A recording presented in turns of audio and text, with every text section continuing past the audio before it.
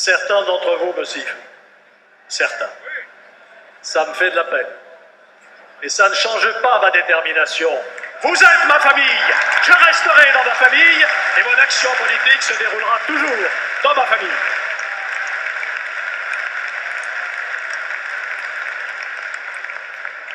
Pour moi, et sans doute pour beaucoup d'entre vous, le moment que nous vivons est chargé d'émotions. Je repense à la belle journée du 17 novembre 2002 où gaullistes, libéraux, démocrates chrétiens se sont unis pour donner le coup d'envoi à notre UMP. Il avait fallu de grands efforts pour surmonter les divisions du passé. Il y avait fallu le soutien sans faille de Jacques Chirac, à qui j'adresse, comme beaucoup d'entre vous, j'en suis sûr, mes affectueuses pensées. Il y avait fallu l'engagement de tous nos fondateurs. L'union nous a conduits à de belles victoires. Nous avons aussi connu des échecs douloureux, c'est le lot de toute aventure politique. Mais l'ambition du rassemblement était la bonne, elle reste plus nécessaire que jamais. Maintenant, allons de l'avant, le temps n'est pas à la nostalgie. Je me réjouis de partager avec vous l'enthousiasme d'un nouveau départ, celui des Républicains à qui je souhaite de tout cœur bon vent. Votre mouvement peut compter sur mon concours, ma loyauté et mon ardeur. J'ai aimé l'UMP et j'aimerai les Républicains.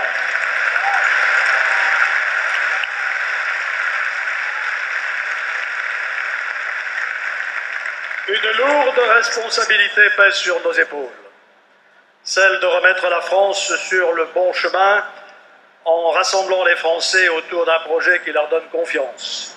Confiance à eux-mêmes, confiance dans notre destin commun. Pour réussir, commençons par ne pas nous tromper d'objectif. Il ne s'agit plus seulement de sortir de la crise, comme on le répète depuis des années. Le véritable enjeu désormais, c'est entrer dans le monde nouveau qui se construit autour de nous. Bien sûr, dès 2017, nous devrons engager d'ambitieuses réformes pour redresser notre pays, que 3 ans déjà, 5 ans demain, de pouvoirs socialistes seront plongés dans le marasme. Je ne m'attarderai pas sur le constat, il est connu de vous tous.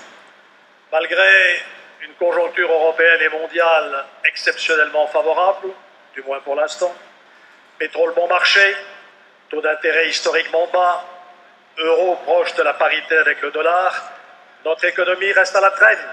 Le chômage ne diminue pas, les déficits publics restent supérieurs à l'objectif que nous nous sommes nous-mêmes fixés, et dès lors, notre dette continue à s'alourdir et à peser sur le poids des générations qui vont venir. Nous savons bien pourquoi nous échouons. Nos entreprises étouffent dans un carcan fiscal et normatif qui plombe leur compétitivité. Et surtout, elles ont été déboussolées par une politique économique qui a changé de cap tous les 6 mois ou presque, par une inflation désordonnée de textes brouillons, souvent rétroactifs, qui ont miné la confiance. Quel florilège de réformes ratées. Une réforme territoriale qui va alourdir la facture de notre organisation locale et compliquer la vie de nos concitoyens, pris entre d'immenses régions sans cohérence humaine, je sais de quoi je parle, et des départements à l'avenir incertain. Et je comprends aussi le désarroi des maires et des élus locaux qui sont privés de moyens d'agir. Une réforme des programmes du collège écrite dans un jargon grotesque, incomprise par tous ceux qui devraient l'appliquer, et qui, au nom d'un égalitarisme stérile, va tirer l'ensemble vers le bas. Et une succession de provocations à l'encontre de nos PME, qu'il s'agisse d'un compte pénibilité ingérable ou de commissions régionales syndicales qui viendront bientôt interférer dans un dialogue social qui, en fait, est le plus souvent harmonieux entre les patrons de nos TPE et leurs salariés. Tout cela n'est ni fait ni à faire.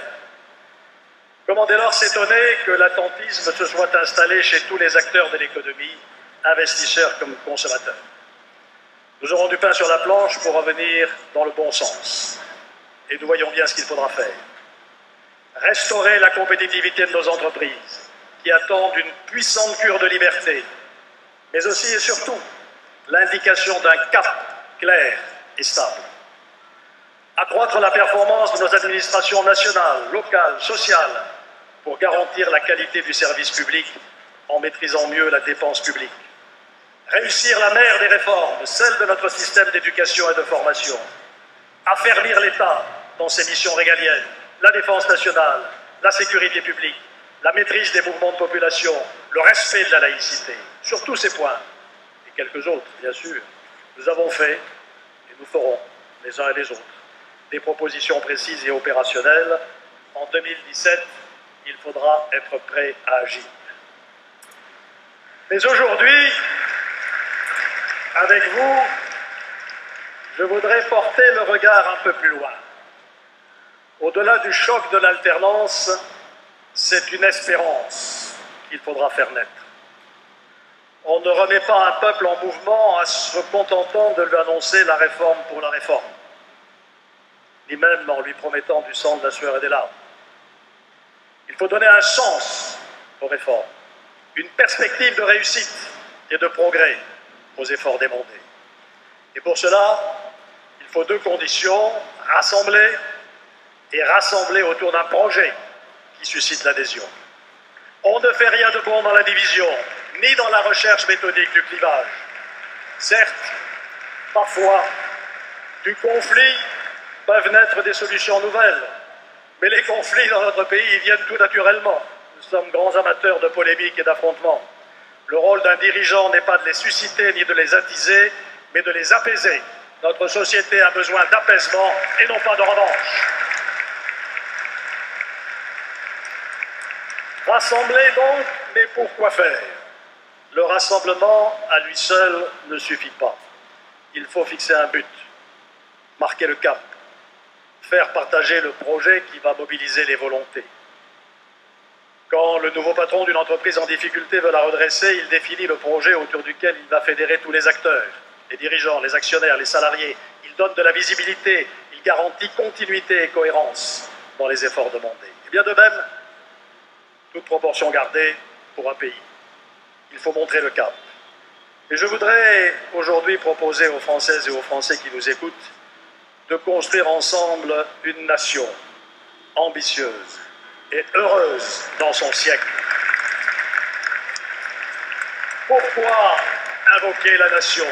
Pourquoi en appeler au sentiment national? Parce que dans la définition que je fais mienne, la nation m'apparaît comme le lien de confiance que nous recherchons, comme le sentiment qui peut le mieux dissiper nos doutes et nous remettre sur le chemin du vivre ensemble dont nous sommes en train de nous écarter. Je perçois souvent dans l'inquiétude formulée ou informulée qui se répand chez nos concitoyens cette interrogation de nature existentielle, passez-moi le mot. Où allons-nous? Que va devenir notre pays? Quelle France allons-nous laisser à nos enfants? Ressemblera-t-elle à celle que nous avons reçue de nos parents et que nous aimons? Nous ne reprendrons pas à ces questions, que pour ma part je comprends parfaitement, en parlant seulement aux Français de l'allègement des charges fiscales et sociales qui pèsent sur les entreprises, de la simplification du Code du travail, de la bonne réforme territoriale, de la remise à plat de notre fiscalité ou du nécessaire recul de l'âge de la retraite à 65 ans.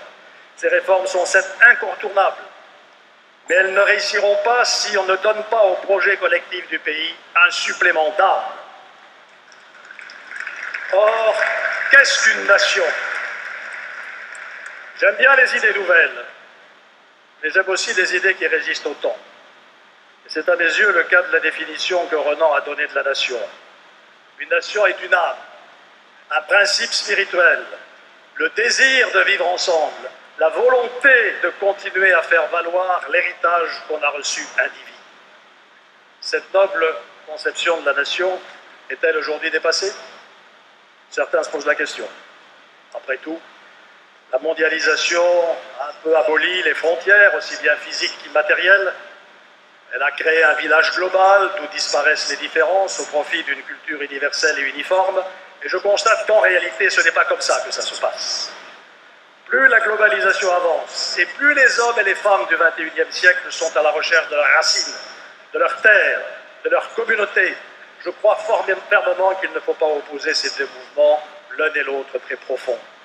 Je crois fermement que nous ne vivrons bien la mondialisation et toutes les chances de découverte, d'échange, de compréhension mutuelle qu'elle nous offre, que si en même temps nous savons préserver notre âme, ce qui fait ce que nous sommes, c'est-à-dire aussi une histoire, une culture, une langue, une proximité, bref, tout ce que résume le sentiment d'appartenance à la nation.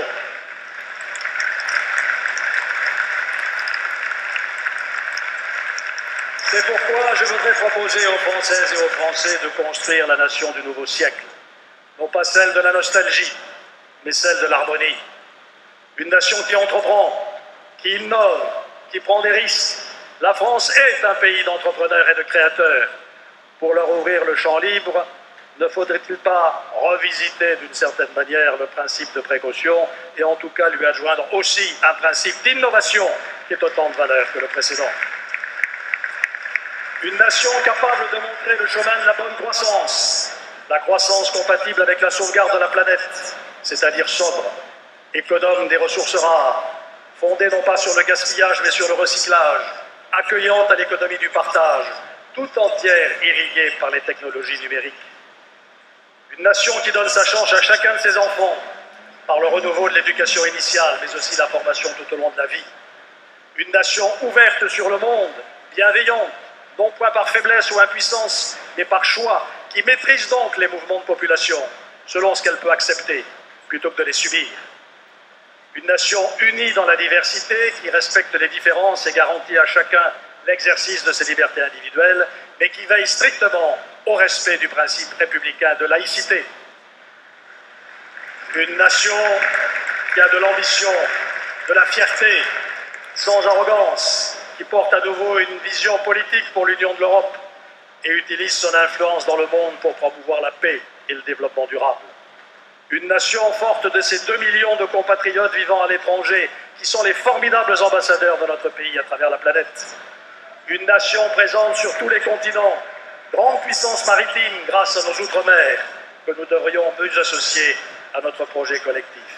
Bref, une nation qui a confiance et qui fait confiance aux antipodes des nationalismes crispés ou agressifs, comme de la perte des repères. Ah, quelle belle aventure de faire de la France la nation épanouie au tournant du XXIe siècle.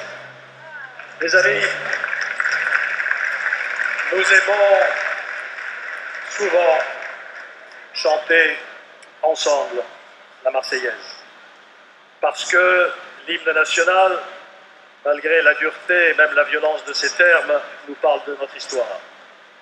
Aux armes, citoyens, ce n'est évidemment plus un appel belliqueux, c'est le rappel des combats qui nous ont précédés pour conquérir les libertés dont nous jouissons aujourd'hui. Voilà pourquoi il faut continuer à prononcer ces paroles. De même que nous devons nous rassembler autour de notre drapeau, qui est beau sous l'Arc de Triomphe, mais qui est beau aussi dans la forêt des drapeaux de l'Union européenne, comme dans celle du parvis des Nations Unies. Faire de la France une nation d'autant plus bienveillante envers les autres qu'elle